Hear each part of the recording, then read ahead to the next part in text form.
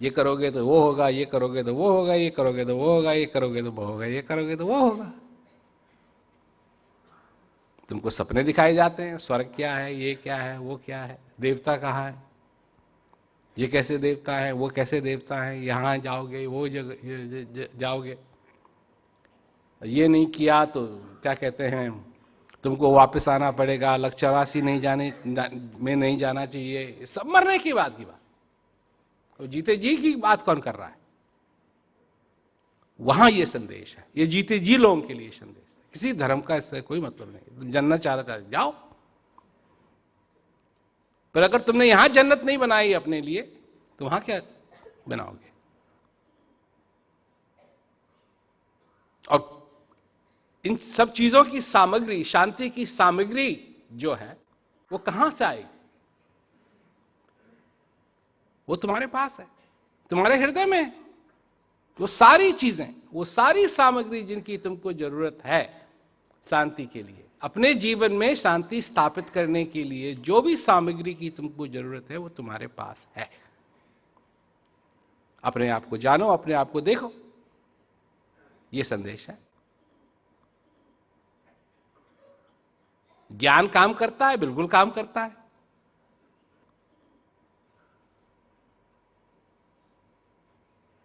हमको इसमें थोड़ा भी संदेह नहीं। लोगों को है, पुराने जमाने में लोग बढ़ा बढ़ा चढ़ा के कहते थे सब चीजें। बढ़ा चढ़ा के कहने की जरूरत ही नहीं है, ये काम करता है। कई बार मैंने सुनाया है, गीता पढ़ते हैं, गीता में ये बताया गया है कि भगवान कृष्ण ने कहा कि मैं तेरे को दिव्य नेत्र देता हूं और तू इस चीज को जानेगा। गीता में ये भी कहा हुआ है कि फिर जब अर्जुन ने देखा तो वहां उसको ये दिखाई दिया, ये दिखाई दिया, वो सारा वर्णन है। तो फिर अनुगीता कहां से आई? कुछ समय के बाद जब लड़ाई खत्म हो गई, लड़ाई जीत ली गई, एक बार भगवान कृष्ण आए तो अर्जुन से मिले कि भाई क्या हालचाल है, कैसा चल रहा है सब कुछ। तो अर्जुन ने कहा जी बड़ा अच्छा चल रहा है। वहां 13 साल हो गए वनवास में, कहीं छुपके रहो, कहीं ये रहो, कहीं वो रहो, कहीं किसी की सेवा करोगे, कुछ करोगे, कुछ करोगे, ना खाने के लिए ना पीने के लिए, सभी सारी चीज़ों की दिक्कत थी। यहाँ महल में रहते हैं, बड़ा अच्छा है, बड़ा आनंद है। तो भगवान कृष्ण ने कहा कि भाई कुछ पूछना चाहते हो, कुछ कहना चाहते हो? तो कहा हाँ जी एक बात है। तो क्या? कि जी वो जो आपने उपदेश दिया था, ज्ञान दिया था, वो मैं भूल गया।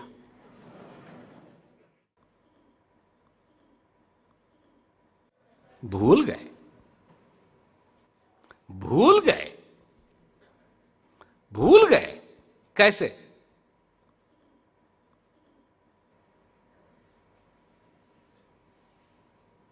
वैसे जैसे तुम लोग भूल जाते हो। वो सब कुछ होने के बावजूद भी भूल जाते हो। वो भी भूल गया। तब अनुगीता, छोटी गीता, भगवान कृष्ण भी क्या कहते हैं, मुझे भी याद नहीं है मैंने क्या कहा था। अब वो समय की बात थी, उस समय की बात थी, इस समय की बात है। तो भगवान कहते हैं कि भाई पर जो कुछ भी मेरे को थोड़ा बहुत याद है ये ले ले, छोटी गीता बन गई। अब उसके बाद कितनी बार भूला होगा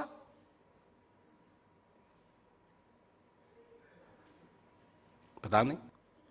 तो वो भूल सकता है एक बार, तो दोबारा भी भूल सकता है, तिबारा भी भूल सकता है। और ये बात मैं आगे कहना चाहता हूं। इसीलिए एक दिन आएगा कि अभ्यास बैठने के लिए आप वो टाइमलेस टुडे ऐप में मैं प्रबंध करूंगा कि मैं आपको क्रिया बता रहा हूं कैसे करना है, और टाइम भी आपका मैं रखूंगा।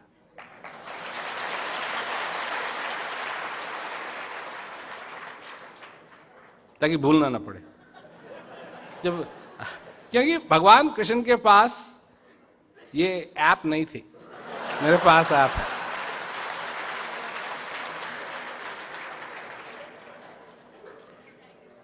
और अर्जुन के पास ये ऐप नहीं थी, नहीं तो उसको पूछने में कहता, वो कहता जी आपको धन्यवाद, आपने ऐप बना दी, मेरे को याद है सब कुछ, जो कुछ भी आपने दिया।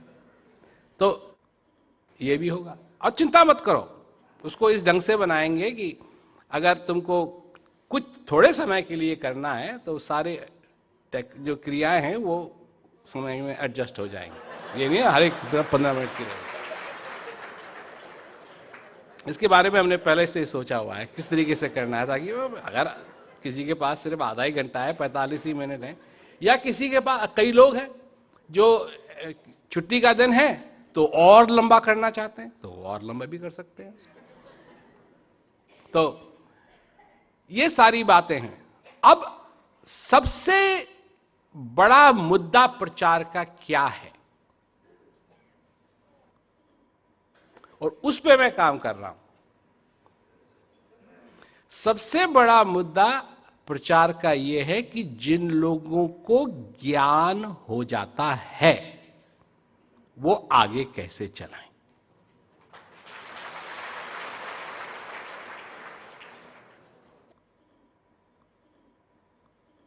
सबसे बड़ा मुद्दा, क्योंकि ये जो और हैं चीजें हैं, पीक है, पेप है, ये सारी चीजें तो धीरे धीरे धीरे धीरे और आएंगी या बाहर, क्योंकि पेप को भी नया बना रहा हूं, पीक को भी मैं नया बना रहा हूं। उसमें क्या कहते हैं, हिंदी में भी वो बनेगा पेप, और अंग्रेजी में भी पेप बनेगा, और अंग्रेजी में भी पीक बनेगी और हिंदी में भी पीक बनेगी। और सबसे बड़ी चीज कि जिन लोगों को ज्ञान हो जाता है वो आगे कैसे चलते रहे। यहां बहुत कुछ किया जा सकता है इस एरिया में, क्योंकि जब वो लोग जिनको हाल ही में ज्ञान हुआ है, जब वो लोग देखते हैं औरों को कि भाई ये कर रहे हैं, इनको आनंद आ रहा है, अच्छा लग रहा है, और सिस्टम भी कुछ ऐसा है कि अच्छा सिस्टम है, सिंपल सिस्टम है, तो मेरे ख्याल से बहुत गुंजाइश होगी कि प्रचार खूब जोर शोर से आगे चल सकेगा। तो यही मैं कहना चाहता था। ये सारी चीजें हैं। अब मैंने कोई ऐसी चीज नहीं कही है स्पष्ट रूप में कि आपको ये करना है। मेरा काम है आपको समझाना। अब मैंने समझाने की कोशिश की है कि ऐसा ऐसा ऐसा हुआ है, ऐसा ऐसा हो रहा है, और आगे कैसा कैसा होगा, और लक्ष्य क्या है। लक्ष्य आप लोगों को रिझाना नहीं है लक्ष्य है प्रचार करना, और उसमें किस तरीके से नई नई चीज़ों को, नई नई टेक्नोलॉजीज़ को इस्तेमाल किया जा सकता है ताकि लोग कहीं भी हों बड़ी अच्छी तरीके से वो सुन सकें, अपने जीवन का पूरा पूरा फायदा उठा सकें। तो यही मैं कहना चाहता था। और सबसे बड़ी बात कि आप लोग इसमें सहयोग करना चाहते हैं, प्रचार में सहयोग करना चाहते हैं, इसके लिए मैं सभी को धन्यवाद देता हूं, क्योंकि ये बहुत बहुत ज़रूरी चीज़ है, और सहयोग आपका बना रहे और आगे बहुत कुछ होगा। आज के समय में प्रैक्टिकल या व्यवहारिक रूप से आपके और आपके ज्ञान का परिचय नए लोगों को किस प्रकार दें ताकि वो और भी इफेक्टिव और लाभदायक हो। तो ये सबसे बड़ी जो चीज़ है इसमें, इसका इंट्रोडक्शन आप मत दीजिए, मुझे देने दीजिए।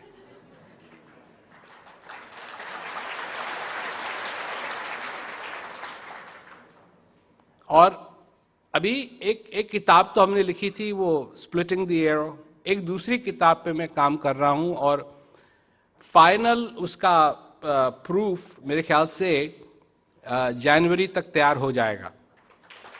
प्रूफ, सिर्फ प्रूफ। उसके बाद अब तो इतने बुक पब्लिशिंग कंपनी हैं जो मेरी बुक्स को पब्लिश करना चाहते हैं, पूछो मत।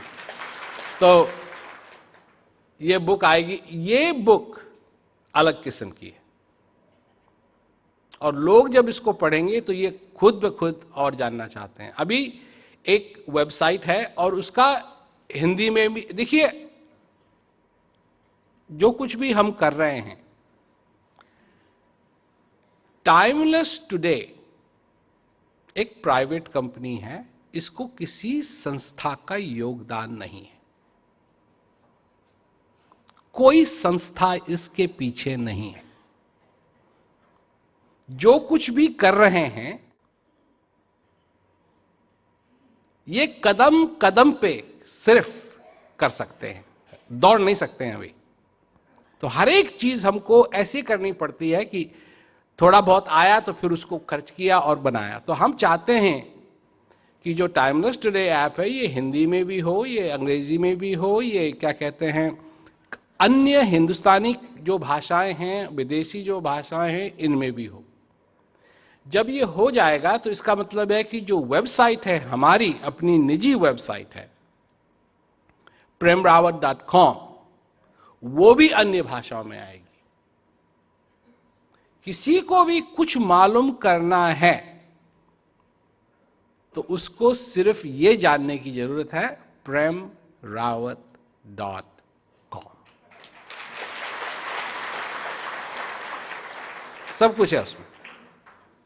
और अभी जैसे अभी थोड़ा धीरे धीरे सब कुछ बदल रहा है, क्योंकि जब हम पहले 2013 में, 15 में, 16 में जब आते थे तो प्रोग्राम के बाद प्रोग्राम, प्रोग्राम के बाद प्रोग्राम, प्रोग्राम के बाद प्रोग्राम, प्रोग्राम के बाद प्रोग्राम हो रहे हैं। 1 करोड़ लोग, ज्यादा से ज्यादा क्या कहते हैं 2 करोड़ तो मेरे ख्याल से कभी नहीं गया, पर हो सकता है 2 करोड़ भी पहुंच गया हो। अब ये नहीं हो रहा है। अब जब मैं आता हूं और आपको नहीं मालूम कि क्या हो रहा है, परंतु मैं इंटरव्यू कर रहा हूं रेडियो पे, तो जो 1 करोड़ की बात थी अब यहां 40 करोड़, 50 करोड़ लोगों तक ये संदेश जा रहा है। और काफ़ी सारे इंटरव्यूज़ मैंने कर लिए हैं और काफ़ी इंटरव्यूज़ अभी भी बाकी हैं। जाने से पहले मैं वो इंटरव्यू भी करके जाऊंगा। तो टेलीविज़न के भी इंटरव्यू हैं, रेडियो के भी इंटरव्यू हैं। अभी एक कॉन्फ्रेंस भी की जिसके बारे में सबको नहीं मालूम है, उसकी भी वीडियो आएगी। तो बहुत विचित्र ढंग से, ताकि एक जो सिस्टम था पहले कि अगर किसी को मालूम पड़ेगा मेरे बारे में तो वो सिर्फ आप लोगों से, प्रचार सहायकों से मालूम पड़ेगा, अब वो बाईपास कर दिया है। डायरेक्टली लोगों को पता लगेगा। तो आप भी अगर वो रास्ता अपनाएं, लोगों को बताएं, premrawat.com पे जाओ, वहां पढ़ो, वहां देखो क्या है, तो उसमें आप सिंक्रोनाइज होकर के मदद कर सकते हैं।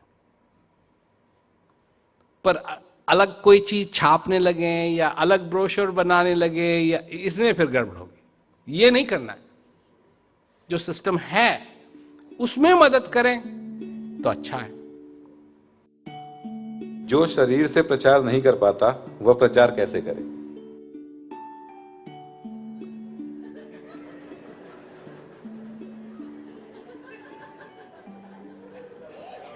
कैसे करे? क्या उस व्यक्ति का योगदान हो सकता है? बात यह है कि आप सोचते हैं कि शरीर ही करता है। देखिए,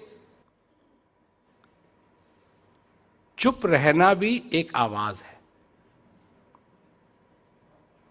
यही तो हिंदुस्तान के जो नेता लोग हैं नहीं जानते हैं। चुप रहना भी एक आवाज है।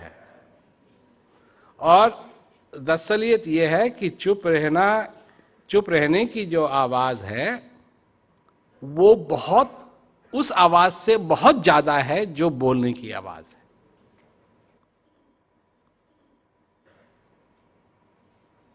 अगर आप कुछ नहीं कर सकते तो अपने हृदय की शुभकामना तो दे दो।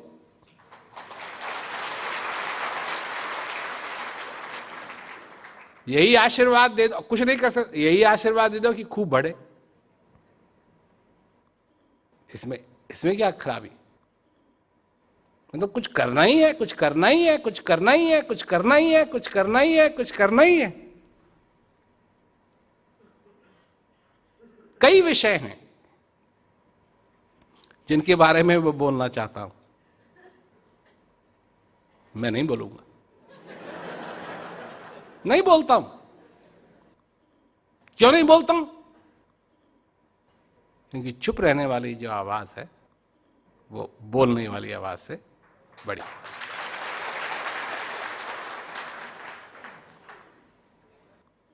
क्या मैं नहीं चाहता हूं कि हिंदुस्तान में अमन हो? बिल्कुल चाहता हूं। शांति हो? बिल्कुल चाहता हूं। और मैं क्या कर रहा हूं? मैं कोशिश कर रहा हूं कि सारे संसार के अंदर शांति हो।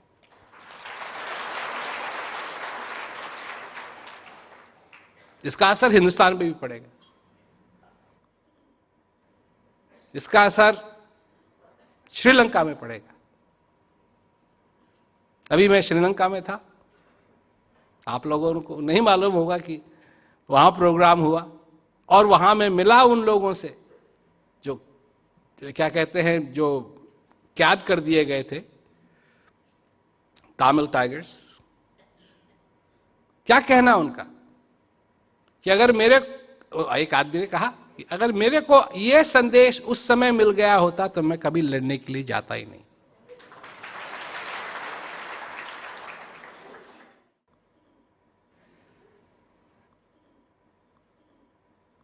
कितनी सुंदर बात, कितनी सुंदर बात। तो एक समय आएगा कि आप शरीर से कुछ नहीं कर पाएंगे। ये तो ब्रह्मानंद जी का एक भजन है, संदेशा आ गया यम का, चलन की कर तैयारी है, बाल सिर के हुए धूले, सफेदी आंख पे छाई, श्रवण से सुन पड़ा ऊंचा, दांत हिलना भी जारी। तो जो जवान लोग हैं उनको ये समझ में नहीं आता है, क्योंकि जब उनके बाल सफेद होते हैं वो एक होता है, वो उसको तुरंत खड़क निकाल देते हैं, वो कोई फर्क नहीं पड़ता। तो ये जो कह रहे हैं कि संदेशा आ गया यम का, चलन की कर तैयारी है,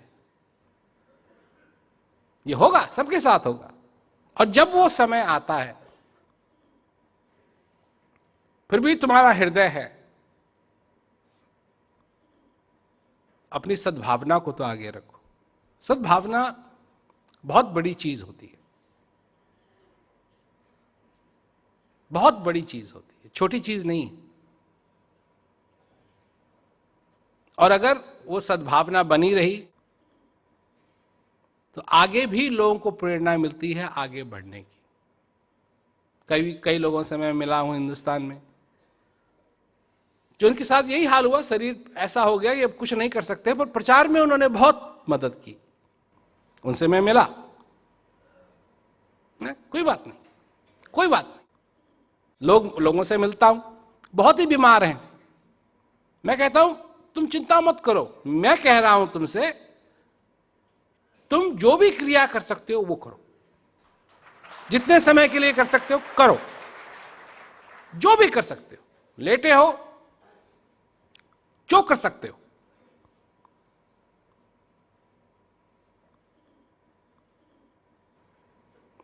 बहुत सिंपल सी बात, साधारण सी बात।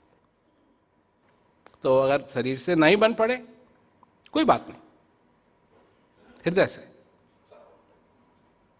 हृदय से